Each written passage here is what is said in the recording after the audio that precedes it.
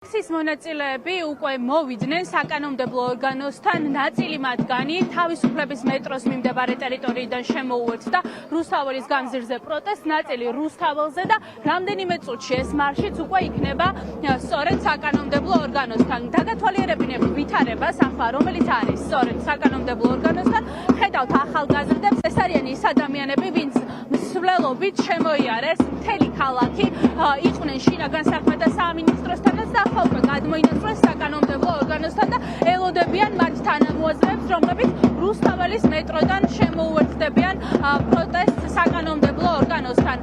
მთელი დღის განმავლობაში პროტესტის ხმა ისმოდა ყველგან, მათ შორის მეტროში, როდესაც ვარკეთილის მეტროდან რუსთაველამდე და თავისუფლებამდე მოვიდნენ აქციის მონაწილეები და სკანდირებდნენ, რომ ძალოვანი უწყება კერავს ახალგაზრდების საქმეებს, რომ არსებობენ სრულ მოწმე პოლიციელები და ამ ფორმით ახალგაზრდები ცდილობდნენ, რომ მათი პროტესტის ხმა ყველას გაიგო და ახლა გესმით, როგორ დასარტყამ ინსტრუმენტებზე, როგორ რა ხმებს გამოსცემენ აქ შეკრებილი მოქალაქეები. ჩვენ შეგვიძლია უკვე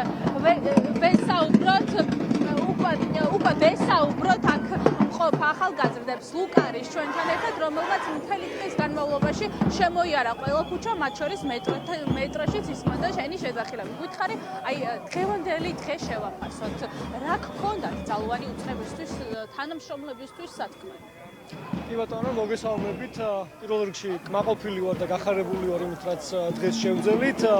შედგა ერთობის მარში, რომლის მიზანიც იყო, რომ პირველ რიგში დაგვენახებინა მათ შორის რეჟიმისთვის და ჩვენი ხალხისთვის, ჩვენი მხარდამჭერებისთვის, რომ საპროტესტო საზოგადოებამ შეძლო, რომ ერთობა შეექმნა, ეს პირველი. მეორე, რაც შეეხება, რომ აქცია და პროტესტი არა მხოლოდ რუსთაველზე, პროტესტი ჩვენ მქონდა თბილისის სხვა ქუჩებში და ეს ძალიან მნიშვნელოვანია, იმიტომ რომ ჩვენი მხარდაჭერები, არ ვიცი, გზაში ხვდებოდნენ ოვაციებით, ფანჯრებიდან, დროშების ფრიალით და ასე შემდეგ და ეს ძალიან მნიშვნელოვანი იყო. და მესამე, რაც შეეხება შინაგან საქმეთა სამინისტროსთან მივედით, შევახსენებთ პოლიციელებს და იმ ადამიანებს, რომლებიც რეალურად ეხლა ჩვენ წინააღმდეგ არიან, შევახსენებთ ის, რომ ზუსტად რომ მათთვისაც ვიბრძვით, რომ მათაც ჰქონდეთ უკეთესი მომავალი და შევახსენებთ, რომ იცი რა არის ჩვენი მიზანით უკეთესი საქართველოს შექმნა და იმ უკეთეს საქართველოში პოლიციელებიც უფრო დაფასებულები იქნებიან და უფრო უკეთესად შეეძლება ცხოვრება მათ და მათ შვილებს და რაც შეეხება შემდეგ წამოვედით მეტროთი და მეტროში ჩვენი ხმა ისმოდა და ეს ძალიან მნიშვნელოვანია ასევე. ამიტომ შემდეგი მარშებიც იქნება, 9 მაისი იქნება ევროპის დღეს მარში და აუცილებლად უნდა მომზადოთ, რომ 26 მაისს რაც შეიძლება ძლიერები ვიყოთ და რაც შეიძლება ის ერთობა, რაც ეხლა ჩამოვაყალიბეთ, უფრო მეტი სიძლიერით, უფრო მეტი სიამაყით, რომ შევძლოთ დამოუკიდებლობის დღეს შევხვდეთ. მადლობა. აი მეორე მარში, რომელიც რუსთაველის მეტროდან იყო წამოსული, უკვე მოვიდა საკანონმდებლო ორგანოსთან, ხედავთ საქართველოს დროშებს, ანთებურ ფანრებს. ამ ახალგაზრდებმა მთელი თბილისი შემოიარეს ასე მსვლელობით, ხედავთ ასევე სინდისის პატიმრების ოჯახის წევრებს, რომლებიც აქტიურად იყვნენ დღეს ამ საპროტესტო ერთობის მარშში ჩართულები. ნათია გაბრავა არის ჩვენთან ერთად. ნათია, გითხარი, აი დღეს რა გქონდათ ამ ფორმით სათქმელი და რატომ აირჩიეთ შინაგან საქმეთა სამინისტრო?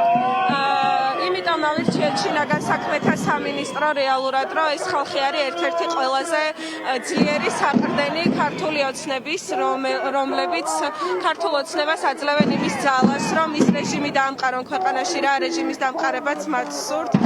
შესაბამისად ამ აქტით გვინდოდა გვეთქვა მათთვის, რომ აბსოლუტურად ყველა ის უწყება, რომელიც ქართულ ოცნებას დაეხმარება რეჟიმის დამყარებაში, აბსოლუტურად ყველასთან მივალთ და ყველამ უნდა იცოდეს, რომ ჩვენ ყველა მათგანი გვახსოვს, მათ შორის ეს ჩემი საყვარელი. ვინ არის ეს მან? ეს არის აგამა ლასკეროვი, ერთ-ერთი პოლიციელი, რომელიც აშკარად ემზადება დაწინაურებისთვის და აბსოლუტურად ყველაფერს კადრულობს შესაბამისად. ძალიან დიდი მადლობა.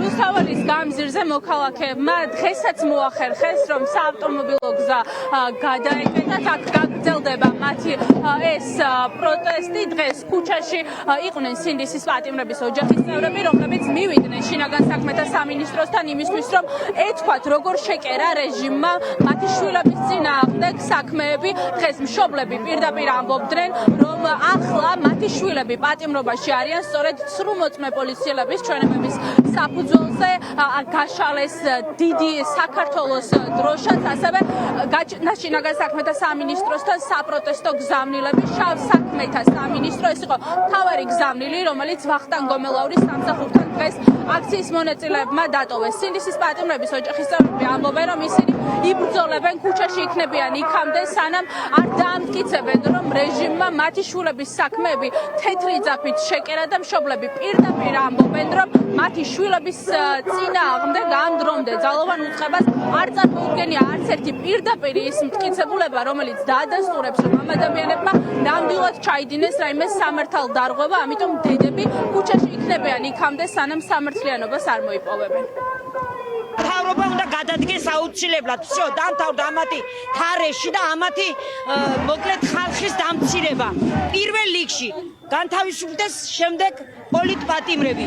ყოველთვის დაიგეგმება ესეთი მარშები, მანამ სანამ ეს ხელისუფლება არ დატოვებს და ჭორვილელი ვირთხა არ წაეთრევა საქართველოდან. ისინი თვითონ ლახავენ პოლიციელის მუნდირს. ღირსების საკითხია და უნდა მოუწოდოთ მათ, რომ როგორც მოქალაქეები ამავდროულად და როგორც პოლიციელები ვალდებული არიან მხოლოდ წესრიგი დაიცვან კრიმინოგენურ სიტუაციას მიხედონ და არანაირად მათი ვალდებულება არ არის რეჟიმის განმტკიცება, გამაგრება. აქედან გამომდინარე დაფიქრდნენ იმაზე, რომ ყველა რეჟიმი მოდის და მიდის და აუცილებლად დადგება მათი პასუხისმგებლობის საკითხიც. ეს მშობლები არიან ყველგან. ეს აქ იქნება რუსთაველზე, იქნება შინაგან საქმეთა სამინისტროსთან, სასამართლოსთან. მე ვფიქრობ, რომ მშობლების თემა კიდევ ერთი კი არა, ყველაზე მნიშვნელოვანი ცხელი ხაზია. გიორგი, თუ გხედავ, აქ ავართ, ჩვენ გავიმარჯვებ, ჩვენ ვიბრძვით და თქვენ მაგრები ხართ. თქვენ ძალიან კარგი შვილები ხართ. არ შევეგუებით არავის მონებს, რუსებს, რუსების მონებს და მონების მონებს, ჩვენ ამ ქვეყანას არ დაუთმობთ. და ჩვენ ვერ ვეგუებით ძალადობას, უსამართლობას, ჩვენ არ გვინდა ყოველ დღე ვიღვიძებ და სად ვიღვიძებ, საერთოდ მე მგონი უკვე რუსული ჰიმნსაც გავიგონებ, ალბათ დილაობით უკვე ძალიან ცოტა დაგვრჩა და ძალიან ცოტა დრო გვაქვს დარჩენილი და ძალიან ბევრი საქმე გვაქვს გასაკეთებელი და ერთი წუთით არ ვიხებთ უკან არც ერთი. არ ემსახურებიან საქართველოს, არასრულებენ თავიანთ კანონები, რაც უნდათ, ასრულებენ უკანონო ბრძანებებს. ატყუებენ ხალხს თავისუფლებისათვის, მებრძოლ ხალხს და ცემენ და ტყებენ. ამისათვის მე პატივს ვერ ვცემ, ვერც შინაგან საქმეთა სამინისტროს, ვერც პოლიციას და ვერავის. ვინც ხალხის მხარეს არ არის და არ იცავს მშვიდობას და არ იცავს თავისუფლებას. საპროტესტო მსვლელობაზე გაჩნდა ფოტოები. ამ ფოტოზე გამოსახულები იყვნენ მოწმე პოლიციელები, ის ადამიანები, რომლებიც მიდიან სხვადასხვა სინდისის პატიმრების საქმეებზე და მოსამართლის თანდასწრებით იკითხებიან, თუმცა დღეს შეცვლილი იყო მათი პროფესია. ამ ფოტოებზე დატანილი იყო, რომ მათი პროფესია არის სწორედ ცრუ მოწმეობა. ამ ფორმით ამ ახალგაზრდებმა თქვეს, რომ ძალოვან უწყებას სასამართლოში წარმოდგენილი ყავს ის თანამშრომლები, რომლებიც სინდისის პატიმრების წინააღმდეგ სრულ ჩვენებებს აძლევენ. ვითხოვთ პოლიტპატიმრების გათავისუფლებას, ძალადობრივი რეჟიმის გადადგომას და დასრულდეს სრულმოწმე პოლიციელების